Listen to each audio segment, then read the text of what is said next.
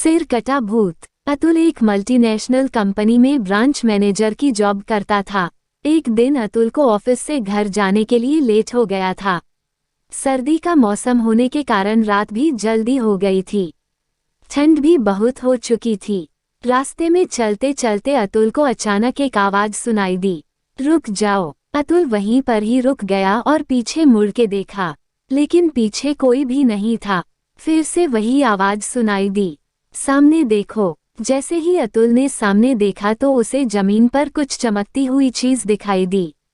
अतुल दौड़ के उस चीज के पास गया और देखा तो यह कोई साधारण चीज नहीं थी बल्कि एक चमकता हुआ हीरा था। उसने वह हीरा अपने हाथ में लिया। उसकी चमक देखकर अतुल की खुशी का ठिकाना नहीं था, लेकिन अतुल को कहाँ पता था ये कोई साधारण नहीं बल्कि एक मायावी हीरा है।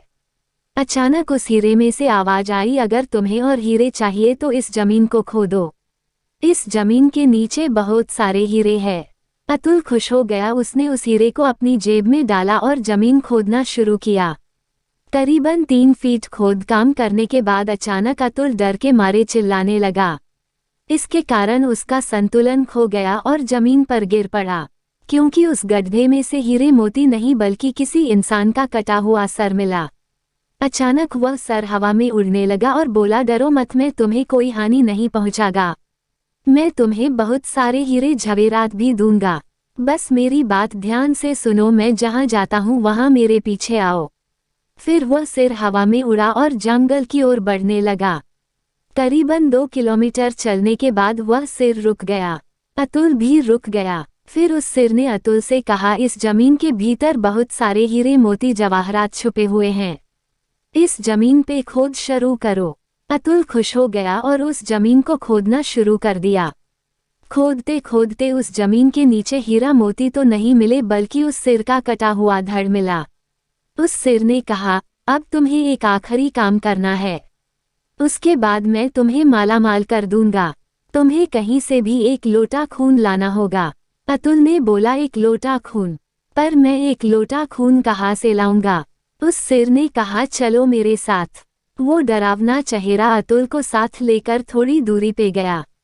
वहां उसे एक इंसान को जाते हुए देखा। वो सिर बोला, उस इंसान को मारकर उसका खून ले आओ। अतुल डर गया और बोला, नहीं नहीं, यह मुझसे नहीं होगा। मैं यह नहीं कर सकता। अगर तुमने ये काम नहीं किया तो मैं तुझे बहुत बड़ी मुसीबत में डाल दूंगा। फिर तुम्हारी पूरी जिंदगी नर्क बन जाएगी। अतुल ने हाथ जोड़कर उसे कहा, मुझे माफ कर दो। अगर मैंने उसे मार तो मुझे पुलिस गिरफ्तार कर देगी और मुझे जेल जाना पड़ेगा। उस सिर ने अपने तंत्र मंत्र की शक्ति से एक छुरी और लोटा प्रकट किया और गुस्से से बोला, अगर तुम मेरा ये काम नहीं करोगे तो मैं तुम्हारे पूरे परिवार को मौत के घाट उतार दूंगा। अतुल ने मजबूरी में आकर उस आदमी को मार डाला और उसका खून लेकर उस सिर के पास गया।